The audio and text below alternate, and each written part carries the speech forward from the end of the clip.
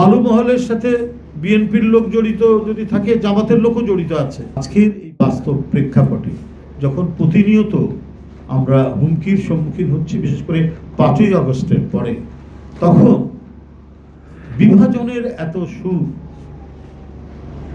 যে অমুক খারাপ আমরা ভালো, আপনি ভালো, সেটা খোঁজ করতে গিয়ে দেখা যাচ্ছে যে না, বালু মহলের সাথে বিএনপির লোক জড়িত যদি থাকে, জামাতের লোকও জড়িত আছে। সেটাও গণমাধ্যমে আসছে, গণমাধ্যমে যে আসছে না তারা সেটাও আসছে, কিন্তু সেটা বেশি ফলাও করে প্রচার করছে না।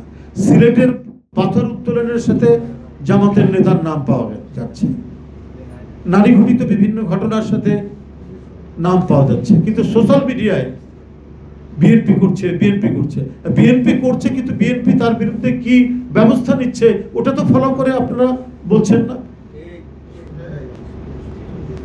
ওইটা তো বড় করে আপনারা কখনো দেখাচ্ছেন না যে হ্যাঁ, একটা পরিবারের মধ্যে ইয়ে থাকতে পারে, দুষ্ট ছেলে থাকতে পারে, তা সেই দুষ্ট ছেলেকে শাসন করছে কিনা বাবা মা, সেটা তো বিবেচনা করতে হবে। যে বাবা মা তার নিজের দুষ্ট ছেলেকে শাসন করে, সেই বাবা মা সবচেয়ে সার্থক বাবা মা। তো আপনারা সেইটা না তুলে খুব প্রথমে সরকারের একজন উপদেষ্টা শুরু করলেন, এখন সেই কোরাস এখন গাচ্ছেন একটি রাজনৈতিক দল। আমি গতকালকেও দেখলাম এই চাঁদাবাজি, বালু উত্তোলন, এই সেই, তো এখানে তো আপনাদেরও নাম পাওয়া যাচ্ছে।